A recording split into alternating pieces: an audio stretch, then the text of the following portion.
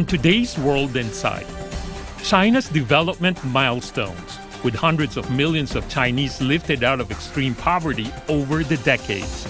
As the nation firms up its commitment to peace and sustainable development, what's next?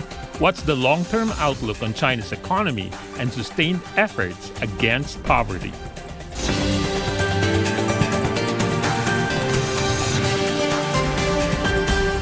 Hello and welcome to World Insight with me, Tian Wei. This year marks the 80th anniversary of the victory in the Chinese People's War of Resistance against Japanese aggression and the World Anti-Fascist War. China's commemorations reaffirm its commitment to peaceful development, said the Chinese Foreign Ministry spokesperson. Guided by its 15th five-year plan, China is doubling down on sustainable growth and high-quality development. Among the most powerful examples of this commitment is the nation's fight against extreme poverty. Over the past decades, China has lifted hundreds of millions of people out of extreme poverty, a milestone that's been a beacon for global development. For deeper insights, let's loop in our panelists. I'm glad to be joined by Robert Walker, Professor Emeritus and Emeritus Fellow of the Green Templeton College from the University of Oxford. He's now based in Beijing. And Professor Zhang Gong from the University of International Business and Economics, a longtime commentator for the program. Thank you so much, gentlemen, for both of you joining us. Now, we understand as a result of the latest parade in Beijing, the international attention once again is focusing on China and what is China doing for not only peace but also development. So let's focus on this topic today. Extreme poverty was claimed to be eradicated from China by the year 2021. But of course, since then, things are becoming more challenging as a result of geopolitics and trade and etc. Professor Walker, you've been in China for 6 years as an international observer. What is your take on the latest situation fighting against poverty in China? The challenge becomes one, therefore, of not removing poverty, but preventing its re-emergence. As you've already indicated, the global world is splitting apart. That's, in a sense, reducing the opportunities for trade. And the spin-offs for trade affect everybody everywhere, defined right to the smallest village in the most western part of China. The world is interconnected. But equally, I think it's important to focus a little bit on the way that China set about achieving its goal. It is the only country, to my knowledge, that has ever sought to eradicate poverty, to remove it entirely, rather than to merely alleviate it. It set very clear targets. Elimination, there wouldn't be any more poverty left. And it put in place a whole coordinated structure to achieve that goal. It's probably something that only China could do, but at least it tells us that we can eradicate poverty. Professor Gong, as well, you are a witness of the eradication of extreme poverty in China by the year 2020 to 2021. How to prevent going back to poverty probably is a big challenge for China as well. I think poverty at a very fundamental level is very much tied to the level of economic development. As the economy develops, as people's living standards in general are raised, the poverty level will naturally sort of be reduced to catch up with the average level of a society. China's last 40-some years of development has raised the country's living standard a lot, actually. What China is unique about this issue is that we take a strong government approach to make sure that nobody is left behind. President Xi has this people-centered agenda. We have the notion of a common prosperity. This is actually very unique among the set of high-income countries. So we pay particular attention to that. Now, as you mentioned, as we enter into this new world, a world of protectionism, a world of uncertainty, and a world of high tariffs emanating from Washington, inevitably there will be consequences, implications in countries that trade with the United States. The tariff itself, of course, is going to curtail trade, and lessened trade means less opportunities for some people. And they run the risk of sliding back to poverty again. Now, what's unique about Chinese government's approach towards poverty is that we have what we call a precision approach. In other words, we have local governments, really focused on each one of these households that are just raised out of poverty or having the risk of sliding back into poverty again. Helping people who have the risk of sliding back to poverty is on the top priority. How does China's approach work so far? Is it going to be applicable when we are in the middle of all these changes, geopolitics, tariffs, and fragmentation? As John has already indicated, the focus has been very much on development. That's growing the economy. In many ways, the bulk of people who were lifted out of poverty, and we need to go back to 1950 when 97% of Chinese people were declared to be poor according to the criteria of that day. Even in 1980, we still had 50% of people. The target, the setting up of the program in 2015, 2016, we got 75 million people we were still lifting out of poverty. But development, as you can see, had achieved a great deal before we put in place targeted policies. But those targeted policies are critical. They work at different levels, as John has already indicated. We have people at village level who take personal responsibility. That's unique to China. When I was a public official, I was measured according to my performance, but not according to the success of the policies that I was responsible for. In China, personal responsibility is taken right down to the bottom. Moving up from the village, let's leap to the province. There you have clear investment in infrastructure, which lays the foundations for economic growth. That is something that other countries could prioritise, and indeed the world needs to prioritise. The least developed economies have been struggling, and it seems that the struggle these days is ever more challenging. What is the realistic assessment of those economies that are at the bottom of all of this, the least developed economies, in their aspect of fighting poverty? There's the reality and there's the aspiration. The reality is that situation is desperate. The aspiration is, as a globe, we need to do something about it. In 2015, the world came together with what were called the Sustainable Development Goals.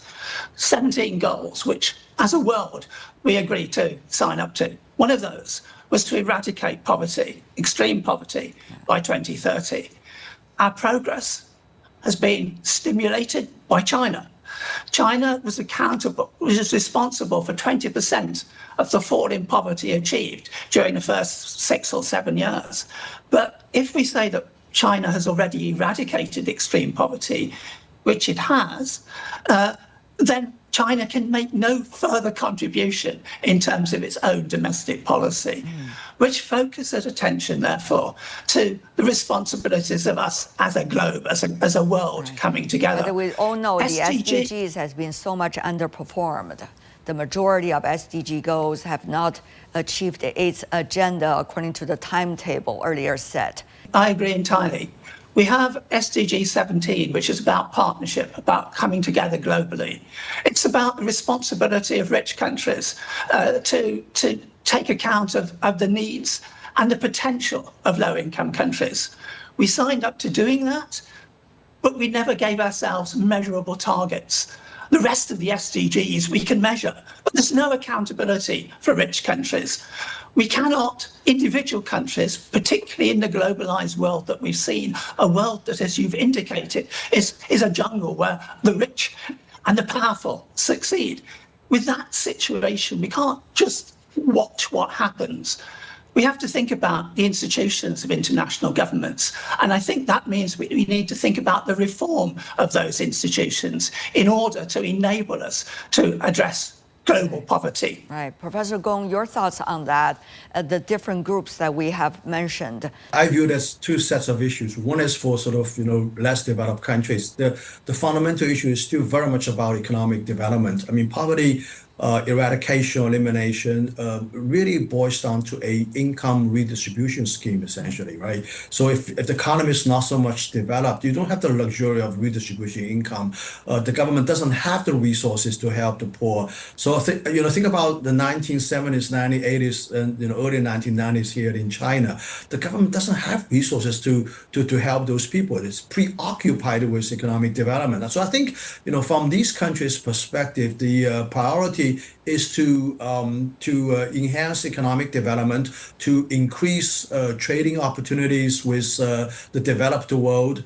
The government's focus should be really laser focused on developing the economy. Yeah. Now, for the other part of the world, the more developed world, we still see poverty as a very persistent phenomenon in advanced economies like United States and quite a few European countries. But there are also a set of countries been doing a very good job on this. For example, in Canada, in some Nordic countries, right? You rarely see those people, the homeless people on the streets. I think the difference is really about the way we actually help these people.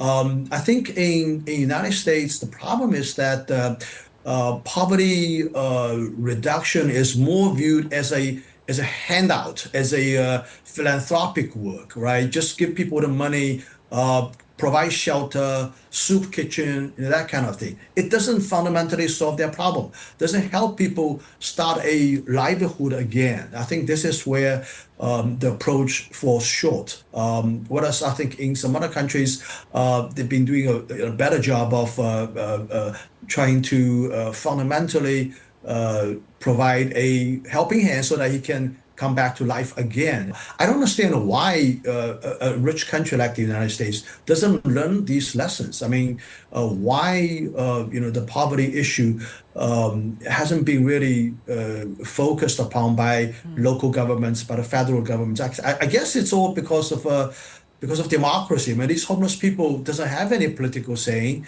They don't have any political influence. Nobody cares about these people. So that's why resources, money, and other things are focused less on this segment of the population. In the developed world, the issue is really about redistribution. It's about moving resources from those who have them to those who don't. He spoke about Scandinavian countries. Essentially, those are social democratic countries. They recognize the concept of community, recognize the concept of sharing, see themselves as individuals within a society rather than individuals alone. I think that explains the difference between the United States and, to some extent, the United Kingdom too. Both are very individualistic. They prioritize the rights of the individual over the rights of society. Hence, it's for the person who is experiencing poverty to pull themselves up by their bootstraps to get out of poverty. It's their responsibility. We, in China, accept a human right to development. John talked about it. It's the foundation of China's approach to poverty, a global right to development. The United States argues strongly against that. It says that it's not the responsibility of the government to look after the well-being of the individuals beyond basic security. Competition is critical. Your jungle works in terms of the economy. Those who succeed have plenty. Those who don't, it's their own fault.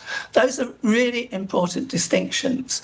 I think globally too, the model of redistribution that we see working in countries such as in Scandinavia, that's the model that we have to adopt globally too. We build our economies through investment in infrastructure. We use those resources within a country to fund social assistance and welfare provision.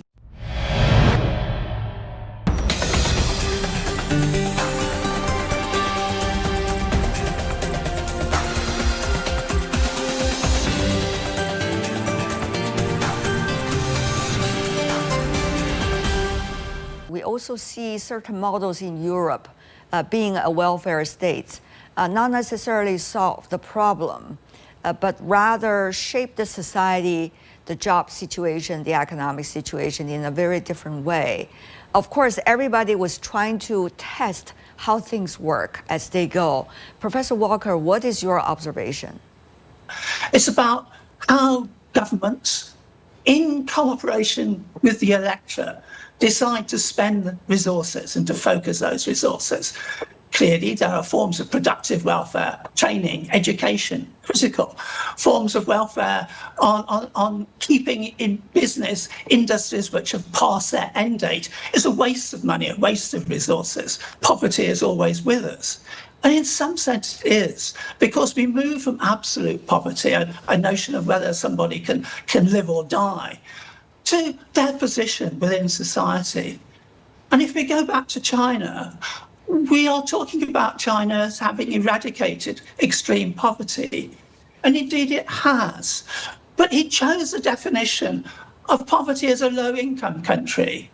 And it chose that after China had already become, in the World Bank terms, an upper middle income country. We will be soon a high income country. Even on our current scale, the World Bank would indicate that China still has 300 million people who are poor in relation to the society. I look out of my window and see great affluence here in Beijing. One is thinking, therefore, about relative poverty. That still becomes an issue. It's something that we shouldn't forget, and it's something that China shouldn't forget. Common prosperity is a goal. Part of that goal is to address this new form of poverty. Professor Gong, on that, I would love to go back to you. As an economist, you have been doing a lot of research on how Chinese society has been transforming over the past years. How much do you think the question of poverty will be shaped, in a way, by policies and use it as a top priority to deal with what we are facing today? We are entering into a kind of a new economy. The labor market is undergoing really big structural changes, in my view. If you look at the type of jobs people hold these days, I remember reading an article quoting the statistics that about 20% of the labor market right now, the jobs in the labor market right now are actually not the traditional, typical permanent jobs as we view it. More and more people are in the what we call flexible jobs. Right. In other words, different, very different. It's not entirely tied to there's a lot of uncertainty, put it this way, of working, and this is a increasingly prevalent phenomenon, and I think that ratio is going to keep climbing. And during the Industrial Revolution, the overall employment hasn't really declined. The new kinds of jobs are created, but the problem is that it's not going to happen smoothly. That's the first one. Second, the skill sets required of the people are very different. So and it's kind of difficult for people to change their career or adapt to new skills when they get into, say, 40s, late 40s, 50 years old. Yeah. And that's essentially a generation of people left behind. And I think that's a huge challenge for these people. And I think there are two things probably very unique here in China. First of all, in China, we have a very strong family connection. So in other words, the family is more resilient to these adverse shocks, and usually your parents or relatives, your siblings can help you. The second thing is that we still have a very strong government, in a sense that the government still can provide the basic some basic income of subsistence, so that at least people can live in with some decency, with some dignity. So I think that's the way to deal with it. I don't have a very good recipe for solving this problem. It's just a big challenge as we rapidly moving into the AI era. I agree with John that China has strengths in terms of the family and in terms of government. In terms of the family, though, I think we are in danger of forgetting that the family is being split by urban-rural migration, that the strengths between connections between father and son is less strong than it used to be. Connection between the village and the town is much less strong than it used to be. We are in danger of atomizing China in the way that other countries have experienced. It's probably a necessary consequence of the transition that John is talking about. But China has other strengths, not only its ability to plan strategically with its 5-year plans, its ability to coordinate government at different levels to address the changes which are being brought about by these new transitions. But in addition to that, it has been able in the past to respond very quickly. There are fairly straightforward things that China needs to do. China at the moment under-consumes. We save because we are fearful of what will happen. We are fearful of these changes. Building an infrastructure, a social security structure, which copes with the intermittent employment platform economy is something that China needs to do straightforwardly and in that sense become a world leader in terms of addressing this issue. China has the power and the ability to do that, and I think it needs to do it first. That way we begin to reduce the amount of risk. We enable people to spend the money that they have. That spending will itself boost the economy. China can again lead within the green economy and the innovative technologies that we're seeing in terms of artificial intelligence. China is a world leader. It needs to continue to build the social supports to enable its economy to grow, but to enable the individuals within that society to benefit from that growth. On the other hand, to support the private businesses that are creating most of the jobs in the country, it's another interesting topic that is closely related to how wealth can be better distributed, while at the same time protect the momentum for people to go ahead and create more wealth. Professor Walker. Yes, the private sector is a wealth generator, but to randomly generate wealth is what's happened in my own country, which has in a sense lost its way. To have a strategic plan, to understand where the economy as a whole is intended to go, and to encourage the private sector with various forms of tax incentives to follow the same road is just eminently sensible. That's where China can score. That's where China has scored in the past. Professor Gong, your thoughts on the same question? Well, I have a very strong opinion about this issue you raised. The idea that poor countries can rely on some rich countries to help them solve this poverty issue. I'm very, very skeptical about this. I mean, you look at the USA, for example, the things they have done in the past. At least I see 3 issues associated with the activities of the USA. First of all, the money, the assistance they provide, not necessarily go to that country. I've seen this many times. They have these capacity building programs. They fly in those highly paid experts, and live in 5-star hotels to give a lecture to these government officials from these countries, and that's counted as assistance. It doesn't help these countries at all. That's the first thing. The second thing is that a lot of money going to these countries actually not necessarily going towards the people who are really in need of these resources. It becomes a enrichment scheme for the wealthy and for the politically powerful people in those assisted countries. It becomes a business essentially, and that adds to the corruption in these countries. And third, I think USAID is not purely assistance organization. There's many other things that are entirely not tied to the development and assistance goals. It's part of the U.S. apparatus, propaganda apparatus, for example, to promote its own agenda. So I think the whole idea of relying on other countries to lift your country's living standard, help fighting poverty, I think it's a dubious idea, to be honest. I think the fundamental issue about these countries is really to develop your economy, to raise the living standard as a whole, to get out of the category of least developed countries. I think this is the most important thing. John, your values are strong in terms of your argument, but they are values rather than empirical evidence. It's best to choose policies that work rather than policies that don't work to build an argument. If you think back to the Marshall Fund in the end of the Second World War, Europe was desperate, devastated. Collectively, I admit, led by the United States, the investment rebuilt Europe. The United States rebuilt Japan, it rebuilt Korea. It is perfectly possible for one country to come to the aid of the other. The United States is a selfish hegemon. Its interests are very much self-centered, but it's a bad model to follow.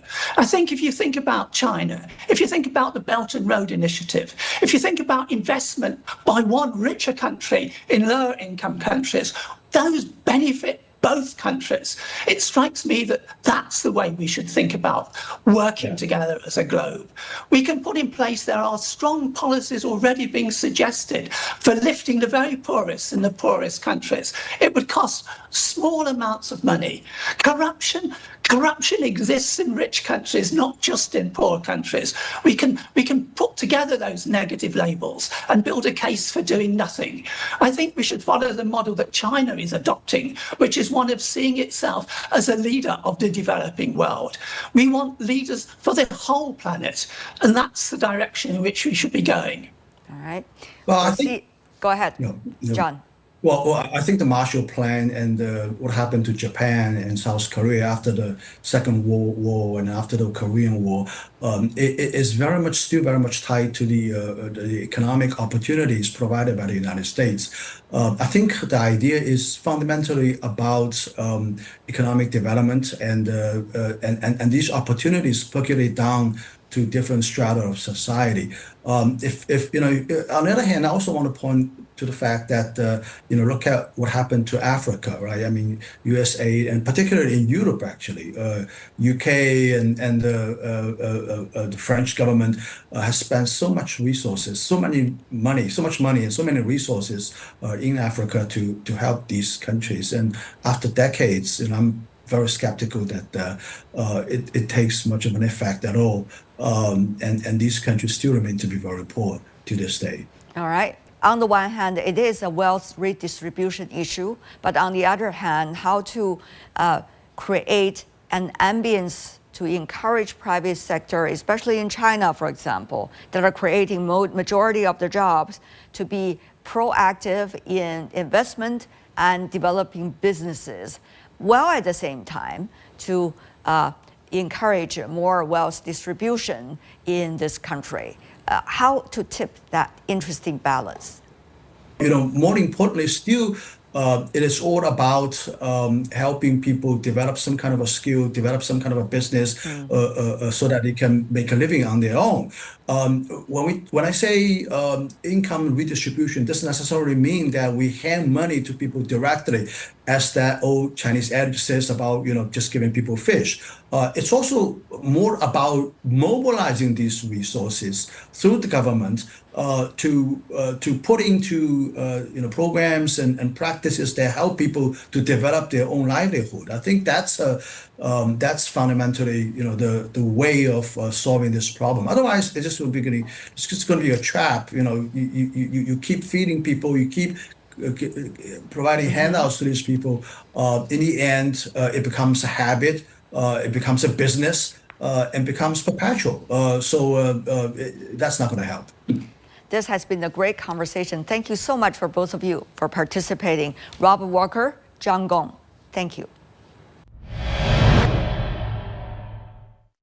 And that is all the time we have for today. If you'd like to know more, search World Insight or check out our YouTube channel. Follow us on X and Facebook. I'm Tian Wei on behalf of the team. Thanks for being with us. Bye for now.